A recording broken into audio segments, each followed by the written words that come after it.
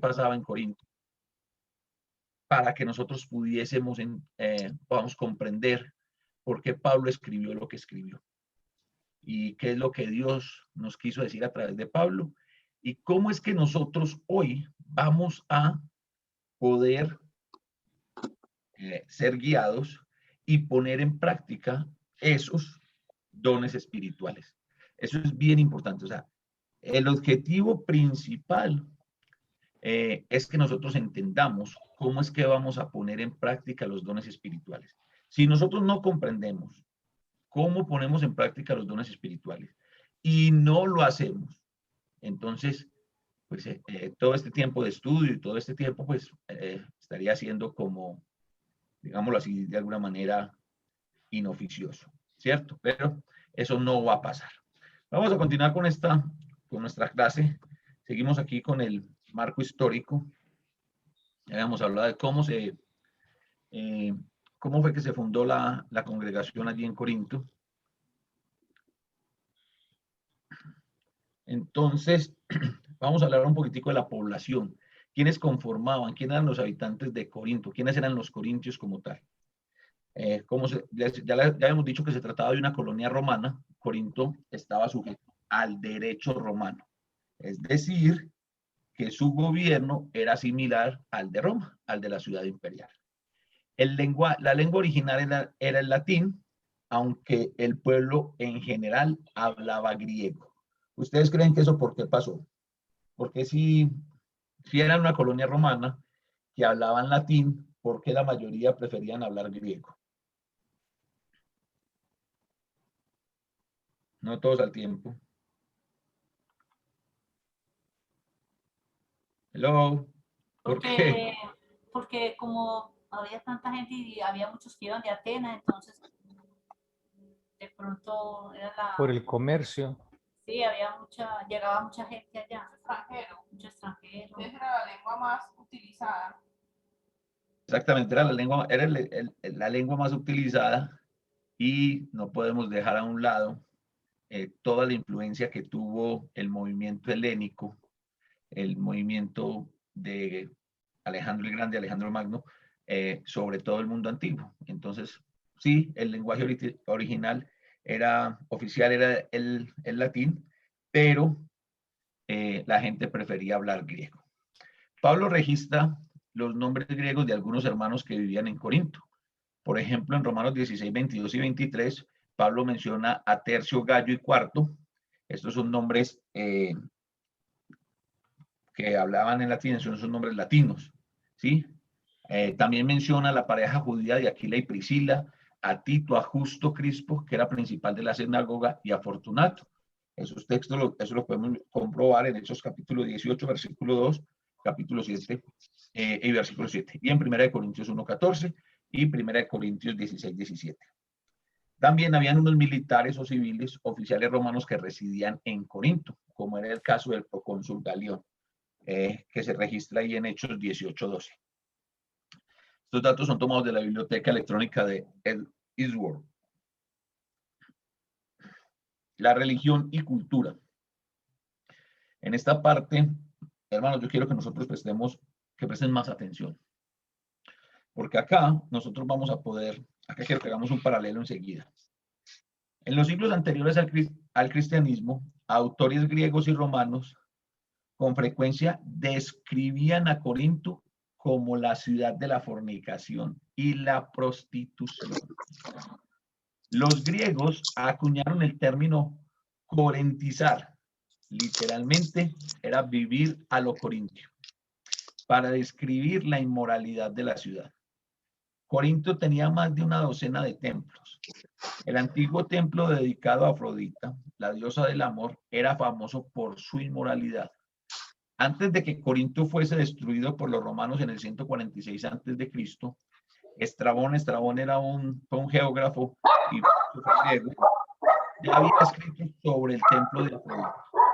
Y aunque muchos eruditos... ¿Dónde ladra el perrito? Donde luz. Ok, ya, puede ladrar el perrito, tranquilo. Ya muchos eruditos habían puesto en duda la exactitud de sus palabras. Estrabón afirmó que en dicho templo había miles de prostitutas. Como Corinto tenía 2 puertos, es posible suponer que alojaba una multitud de marineros, comerciantes y soldados. Esto hacía difícil que la ciudad fuese conocida por tener una moral respetable. El hecho de que Pablo tenga que exhortar explícitamente a los corintios, a los hermanos en Corinto, a que huyan de la inmoralidad sexual, 1 Corintios capítulo 5, 1, 6, 9 y 15 al 20 y 10, 18, es una indicación precisa de que la promiscuidad era algo bastante común en la ciudad. Corinto daba libertad para diferentes grupos religiosos, que diferentes grupos religiosos practicaran su fe. No solo estaba el culto a Afrodita, también se adoraban a Asclepio, a Apolos y a Poseidón, dioses romanos. También había altares y templos para las deidades griegas como Atenas, Eras y Hermes, y otros altares estaban dedicados a los dioses de Egipto, Isis y Serapis. Los judíos constituían otro de los tantos grupos religiosos. Los emperadores Julio César y Tiberio concedieron a los judíos libertad para practicar su religión, siempre y cuando se cuidaran de no participar en actos sediciosos contra el gobierno romano. El emperador Claudio confirmó este edicto imperial. Así que los judíos tenían su propia sinagoga, a la que Pablo fue invitado a predicar para luego ser expulsado de allí. Lucas nos relata que los líderes judíos arrastraron a Pablo hasta el Tribunal de Justicia, o el Bema, del procónsul Galión, para acusarlo de enseñar una religión contraria a la ley. Eso lo encontramos en la historia, esta historia la encontramos en Hechos capítulo 18, versículos 12 y 13. Sabiendo que la religión judía estaba autorizada, Galión no hizo caso a los alegatos de los judíos, porque nada tenía que ver con el derecho romano. Para él, solo se trataba de un asunto religioso de carácter privado. Como no era un asunto civil, desestimó los cargos. A nadie le pareció mal que el cristianismo se instalara en Corinto. Por un lado, la gente estaba acostumbrada a convivir con diferentes corrientes religiosas. Por el otro, se tenía la impresión de que era otra versión de la fe judía, aunque para los gentiles de Corinto, es decir, para todos los no judíos, era más fácil aceptar la fe cristiana que la religión judía.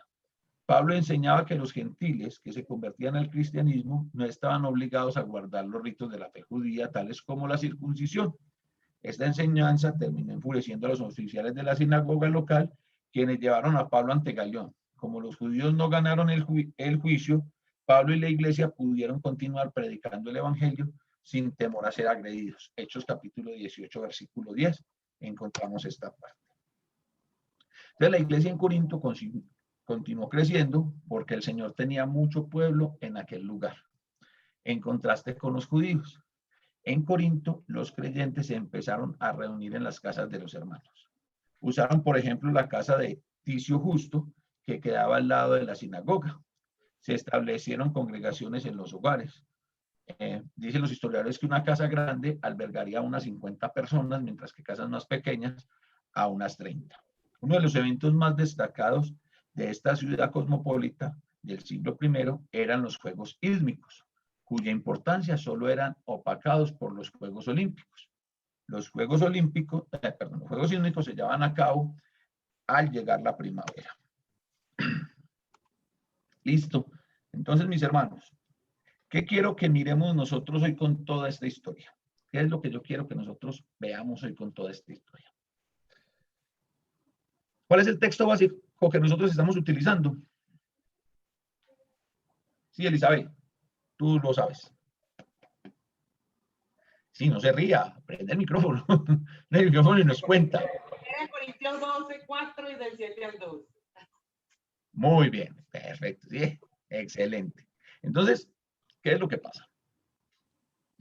Yo quiero, hermanos, que nosotros pensemos por un momento, cada uno piensa en la ciudad en la que vive. ¿Qué tan fácil es ser cristiano en tu ciudad? ¿Qué tan fácil es ser cristiano en tu ciudad?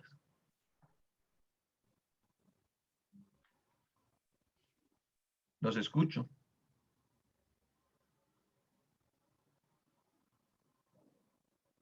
No todos al tiempo, porque no me toca empezar a preguntar. Bueno, aquí en Houston muy fácil, ¿Por qué es muy fácil, Daniel? ¿Por qué es muy fácil ser cristiano en Houston? porque hay libertad de expresión en ese sentido.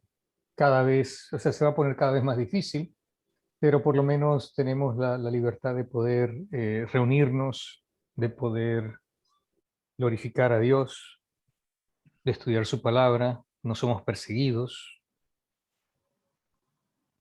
En ese sentido, uno tiene la libertad de escoger. Ok. Todos los de Houston piensan exactamente igual a Daniel.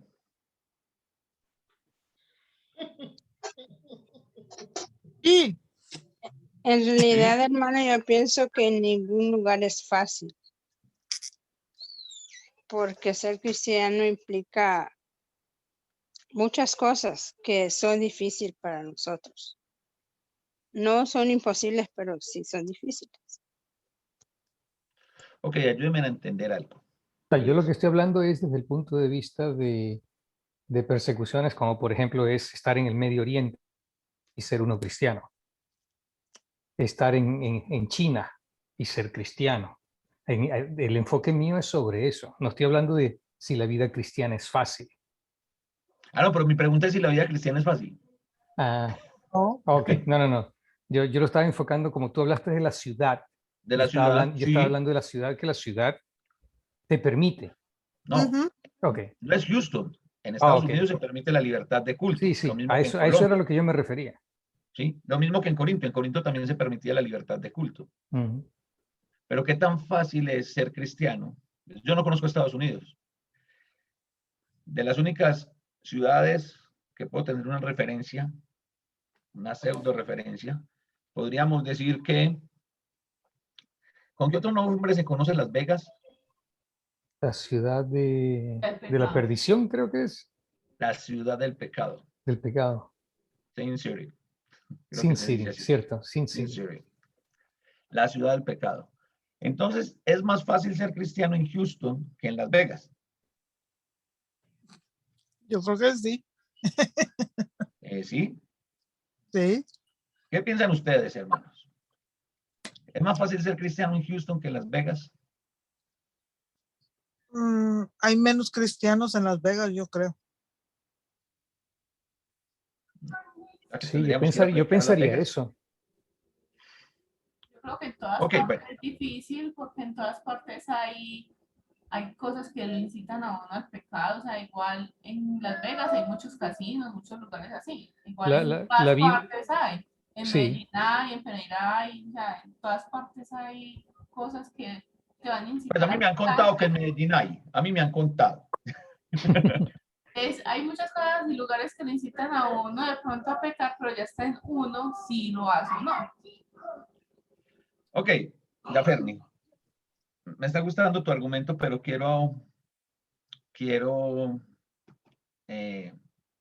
ahondar, ahondar un poquitico es más. como el caso del sobrino de Abraham, de Lot, que se fue a vivir a Sodoma. Entonces estaba en una ciudad.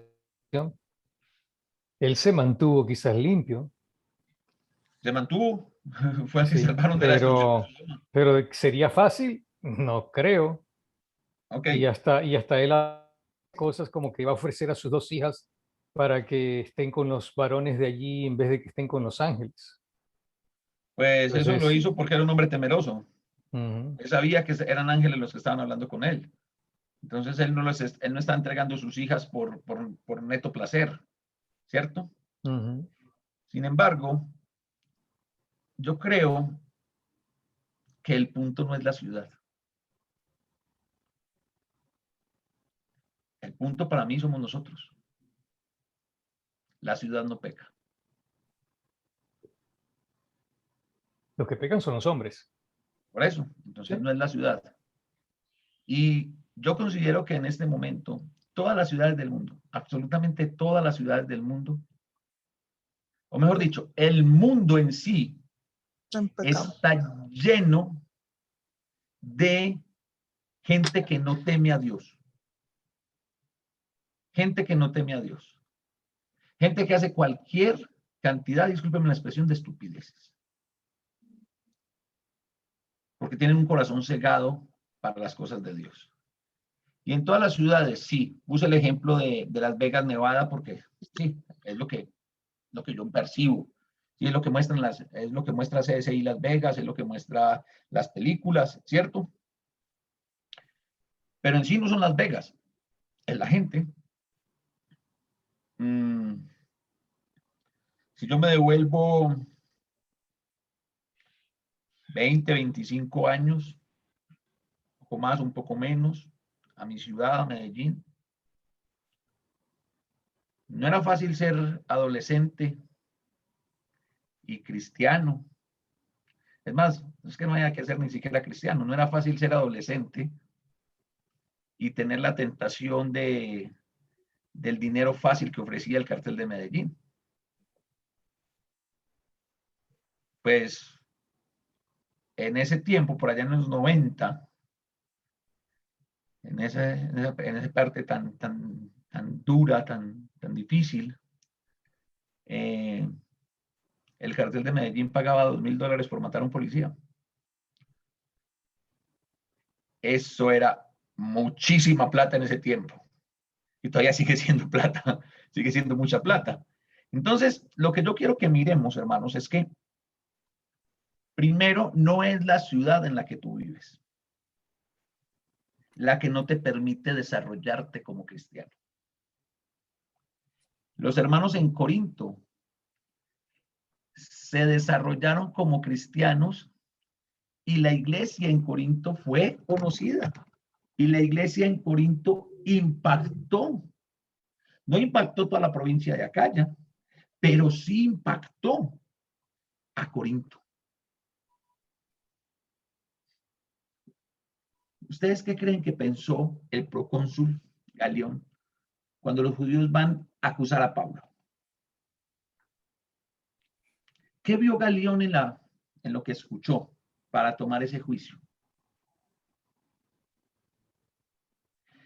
La religión judía, que era permitida, o sea, digamos que en Corinto era fácil ser cristiano desde el punto de vista legal, porque se veía como, para los romanos el cristianismo inicialmente era simplemente una subdivisión de la ley del judaísmo.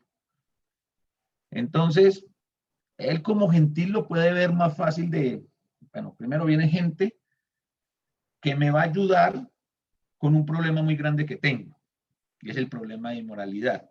Entre más gente profese una religión que no esté predicando y practicando la inmoralidad, pues va a haber menos gente involucrada en eso, ¿cierto?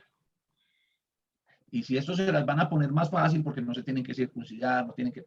Perfecto, entonces él no le ve drama. Pero la iglesia en Corinto se desarrolló en medio de toda esa situación. ¿En qué ciudad? Menciónenme en alguna ciudad que ustedes conozcan, donde ustedes vivan o donde ustedes son, del país donde ustedes son, no sé. Si ustedes conocen una ciudad que tenga por lo menos un templo, un edificio consagrado a Dios, enfocado en la promiscuidad sexual.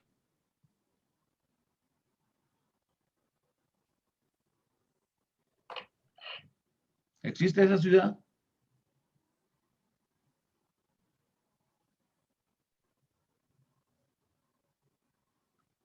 Voy a esperar porque Yamil está buscando cómo desactivar el micrófono. Él va a decir algo.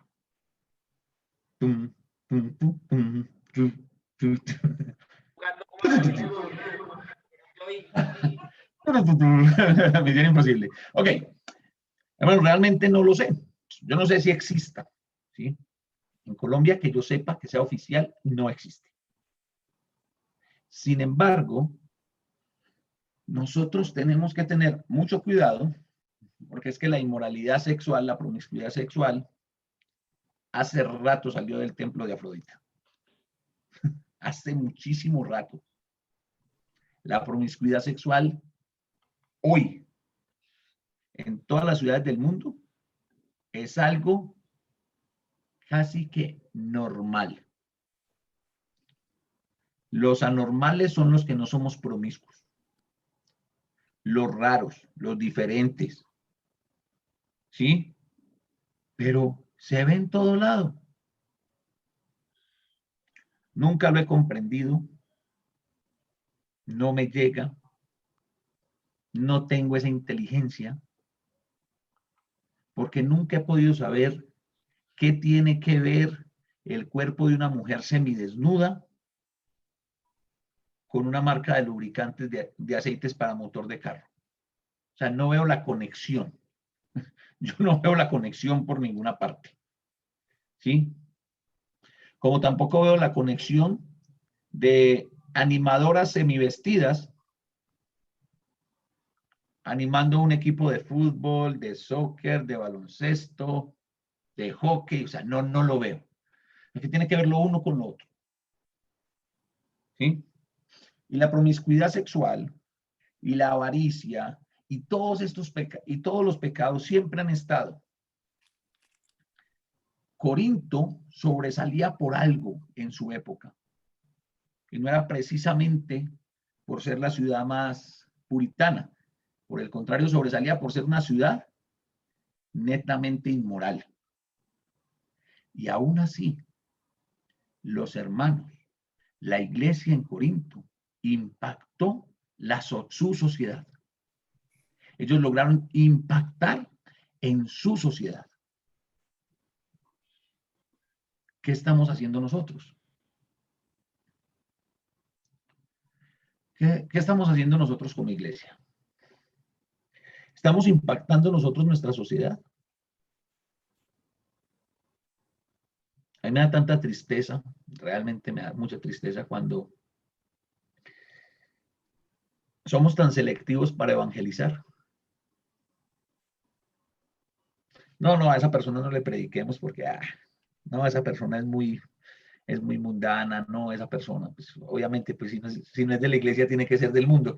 ¿Cómo querés que se comporte? Contame cómo querés que se comporte. ¿Cómo aspirás que se comporte una persona que no tiene a Jesucristo en su corazón, que no tiene el Espíritu Santo dentro de él?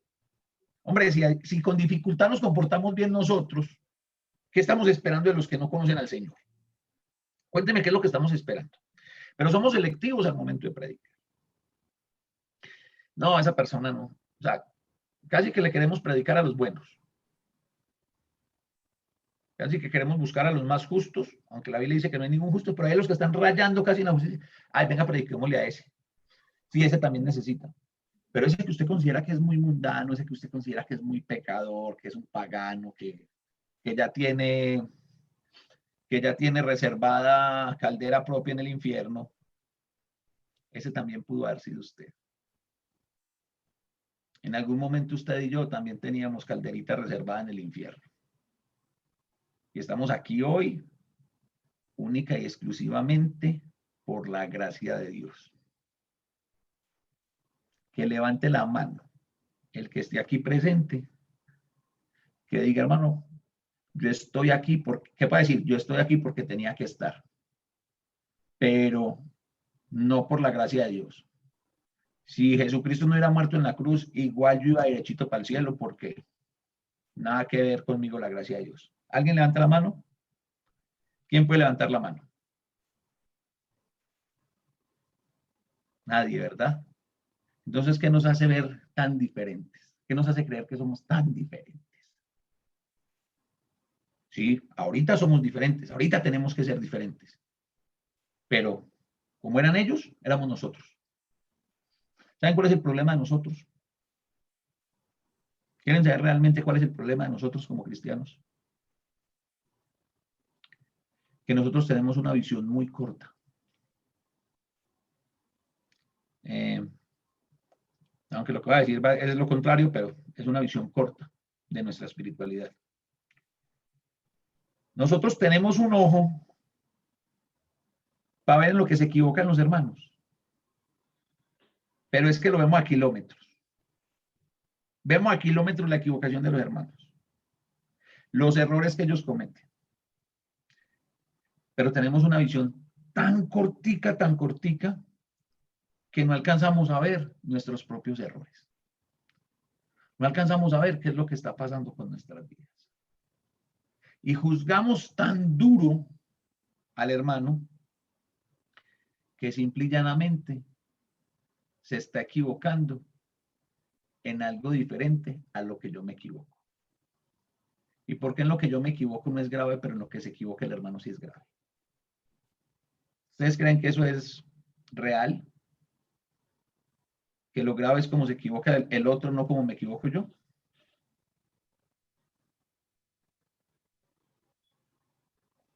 Una vez escuché a alguien que decía, viejo, lo que pasa es que yo no peco. Usted no peca. Vea pues, ¿cómo te digo entonces? Contame cómo te digo. ¿Cómo te tengo que decir?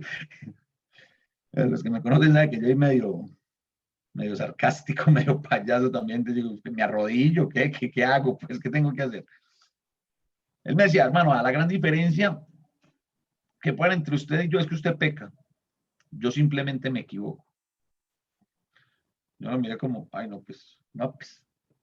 A ver, si yo me voy a la raíz de la palabra, pecar es errar en el blanco. Me equivoqué. De esto nos estamos equivocando. A veces se nos suben tantas cosas a la cabeza, hermanos, y nos dejamos cegar por eso. Y yo sé que muchos de nosotros, o a todos nos ha pasado tal vez, que estamos pensando de que, no, es que si yo voy, es que en tal ciudad es muy difícil ser cristiano, es muy difícil uno mantenerse fiel a Dios en determinadas ciudades. Pues muchos hermanos en Corinto lograron mantenerse fieles. Amén. ¿Me durmieron o qué? Amén. Sí, Me han fue. preocupado. Muchos hermanos en Corinto lograron mantenerse fieles, muchos hermanos en Éfeso lograron mantenerse fieles. Y por eso tenemos la iglesia hoy, por la fidelidad de muchos. ¿Sí? ¿Cuál sería ese lugar? ¿Cuál sería esa ciudad donde uno podría decir, no, hermano, ¿sabe qué? En esa ciudad sí es lo más fácil ser cristiano. No haya nada. ¿Cuál sería esa ciudad?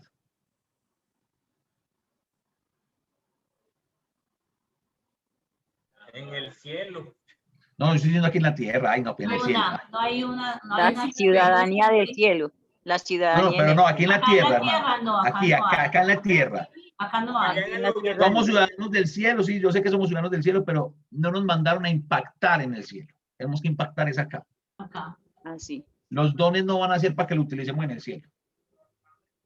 Tranquilo que todos los que no sabemos cantar en el cielo vamos a aprender. Ya. Que es lo único que va a pasar. En realidad no es la ciudad, chicos, somos nosotros. Amén. No es el lugar donde estáis. Sos vos, soy yo. ¿Sí? Yo recuerdo que trabajando con jóvenes, una vez les hacía una pregunta y les dije a dos muchachos del grupo, les dije, venga, imagínense que ustedes dos se van a una ciudad donde no los conoce absolutamente nadie. Ustedes no los conoce nadie. Ustedes son un par de X en esa ciudad, o sea, no sabemos si hay iglesia allá, pero si hay iglesia, los hermanos de la iglesia allá, ustedes no los conocen. Y ustedes van caminando por la calle normal. Y llegan dos mujeres hermosas, despampanantes así, con el prototipo de mujer despampanante que a ustedes les gusta. Un Ferrari rojo. Aparte le monto Ferrari. Como ya no fuera difícil, le monto Ferrari. Y le dice, hey muchachos, móntense y vamos a pasar bueno. ¿Ustedes qué hacen? Claro, hacer esa pregunta a un grupo de jóvenes de tal vez 20, 25. Ellos se miraban a los otros como, ¿qué contestamos? Y yo les dije, no me contesten la del corazón, no me den la respuesta del corazón, denme la respuesta de la razón. Uno me miró a la cara y me dijo, ah, Néstor, no jodas, pero yo creo que yo me monto en el carro. Y el otro se dejó llevar y yo también. Y yo le dije, sí, ve, el problema no es que no los conozcan. O sea, a veces nosotros no dejamos de pecar porque no queremos ofender a Dios, sino porque por el qué dirán de los demás. Esa situación la vivieron los hermanos en Corinto. Esa situación la vivimos nosotros en todo momento. En cada día de nuestras vidas nosotros tenemos eso. No estamos siempre rodeados con los hermanos. Alguien me dijo una vez, hermano, pero si hacemos una ciudad de solo cristianos. Chévere, sería muy chévere. Hermano, ahí no pecaríamos. No, es que la que pone el problema no es la ciudad, el problema somos nosotros. Vamos a tener celos entre nosotros, eso también es pecado, ¿no? Ah, es que, imagínense una ciudad del tamaño de Medellín, que todo Medellín fuera de hermanos de la iglesia. ¿Qué haríamos? No, yo ya no me aguanto estos hermanos, me voy para Cali, me voy para Bogotá, me voy para otra parte. El problema no es la ciudad, el problema no es el entorno, el problema es estar siempre en nosotros. Pero así como el problema de estar siempre en nosotros, la solución también la tenemos nosotros. Así es. No es el entorno, no es lo que te rodea. ¿Eso puede influir? Sí. Levánteme la mano los del curso. Rapidito, veo a Elizabeth, a Beatriz, a Juan, a Juana Daniel. ¿Quién más está por acá? Luz, Luna. Ok. ¿Cuál es la solución que tenemos? ¿Cuál es la solución que tenemos?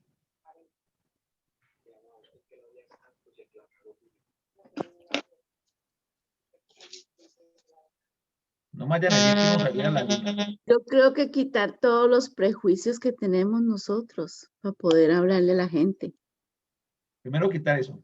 Pero nosotros tenemos la solución adentro. Ujú. Nosotros tenemos al Espíritu Santo dentro de nosotros. Amén. Eso es lo que nosotros necesitamos entender. Perdón, hermanos, nosotros, por favor, comprendamos eso, metámonos eso en la cabeza, creámoslo, sintámoslo, vivámoslo. De una buena vez. De una buena vez. Sintamos esto. ¿Por qué? Porque según lo que enseña la Biblia, en el libro de Santiago, la tentación no es externa. ¿De dónde viene la tentación? Corazón. De nosotros, de De las nuestra propia concupiscencias. De concupiscencia. nosotros mismos nos tentamos. Ni siquiera el diablo, es nosotros mismos. Nuestros deseos. Pero nos fascina echarle la culpa al pobre hermano. O sea, él tiene culpa, pero nosotros tenemos el deseo, El deseo, es el deseo, ¿no? el mal deseo. Él no tiene, venga, no juguemos con Él no tiene la culpa. culpa no tiene. No. Bueno, si no le hubiera dado la manzana a Eva en aquel momento, No, quién No, sabe. eso es fácil. No, eso es retórica, Daniel. Justificación. Eso es retórica. ¿Por qué? Porque Santiago no dice que por culpa del diablo yo tengo un mal deseo en mi corazón. Dice que yo soy tentado de mis propias concupiscencias. Solamente que aunque nosotros no defendamos a capa y espada la psicología de Sigmund Freud, de la proyección de la culpa, que todo es culpa de los demás, nada es culpa mío, yo soy una simple víctima. No. No la defendemos, pero la vivimos. Si a nosotros Dios nos pregunta, como le preguntó a Adán y Eva, vamos a tener las mismas excusas que ellos. Porque no tenemos la sensatez de decir, sí, Señor, yo lo hice. Entonces, por eso estamos mirando, y era lo que quería que ustedes vieran en esta larga introducción de la ciudad de Corinto, que no fue fácil ser cristiano en Corinto. Pero aún así, hubo muchos fieles que impactaron positivamente la sociedad. Nunca va a ser fácil ser cristiano en ninguna parte. Ujú, ¿Saben una cosa, hermanos? ujú. ¿Ustedes saben por qué no hay congregaciones perfectas? Mm. ¿Por qué no hay congregaciones? Porque nosotros somos Somos imperfectos. imperfectos. Amén, hermana Alicia. No hay congregaciones perfectas porque las congregaciones... ¿Quiénes formamos las congregaciones? Puros hombres. Nosotros. Nosotros, con nuestras imperfecciones. Ajá. Entonces, no van a haber congregaciones perfectas. Entonces, mis hermanos, quiero que se queden con esto. Así, el entorno puede influir, sí. Mis concupiscencias me van a empujar, sí. El Espíritu Santo me va a guiar también. Ujú. Entonces, ¿dónde estamos nosotros? ¿Qué estamos haciendo nosotros con lo que Dios nos dio? ¿Qué estamos haciendo nosotros con ese Espíritu Santo que recibimos el día que nos bautizamos? ¿Qué es lo que estamos haciendo? Dice Pablo que por favor no contristemos, que no hagamos entristecer al Espíritu Santo. A veces creo que muchos de nosotros ya ni lo hacemos entristecer, lo tenemos guardado. Como que nos lo quitamos, o por allá dentro de nosotros tenemos un armario, una caja secreta, y metimos al Espíritu Santo allí y le pusimos la combinación a la caja secreta. Hermano, hermana que me estás escuchando esta noche, el Espíritu Santo sigue siendo poderoso. Y el Espíritu Santo te va a usar, pero te tenés que dejar usar. Eso es lo que pasa. Nosotros no nos estamos dejando usar del Espíritu Santo. ¿Por qué razón? Porque estamos más pendientes de los supuestos dones que no tenemos y no le prestamos atención a los que tenemos.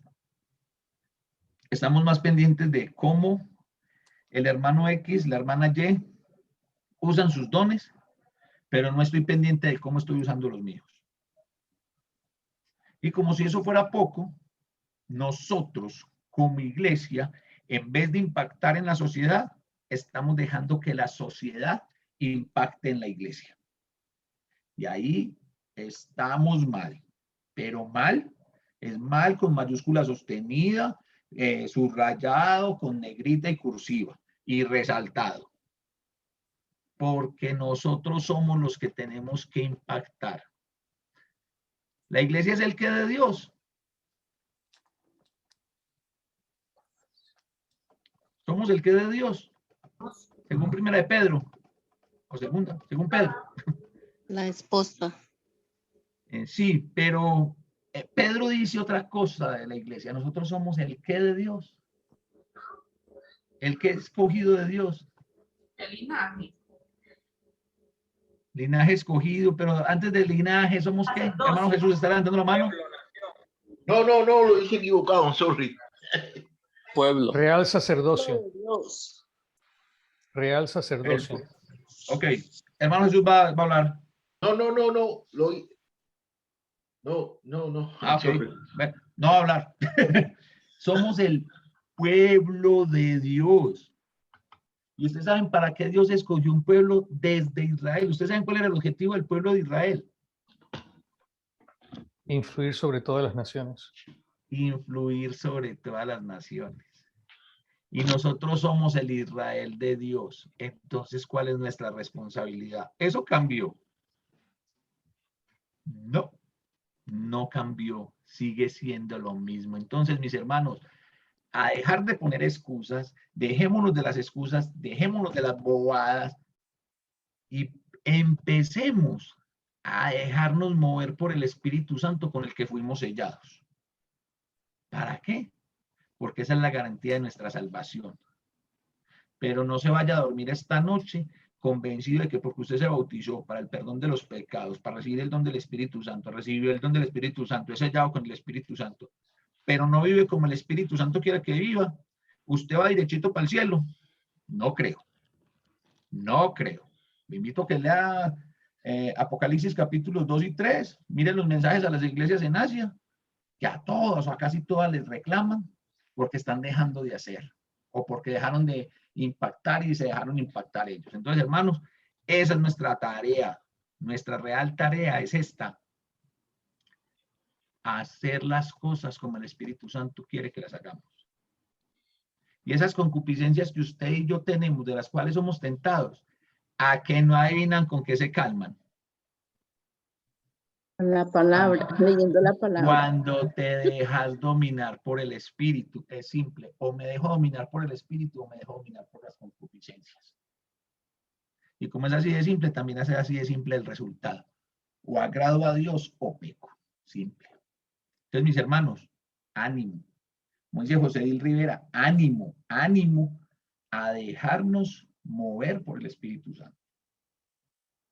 A entender. Ya la próxima clase vamos a entrar más en materia, hablando de qué son los dones, por qué son dones, ¿sí? Pero eso ya lo vamos a ver el día martes. Pero eso le queda de tarea a los del curso, consultar la etimología de la palabra don.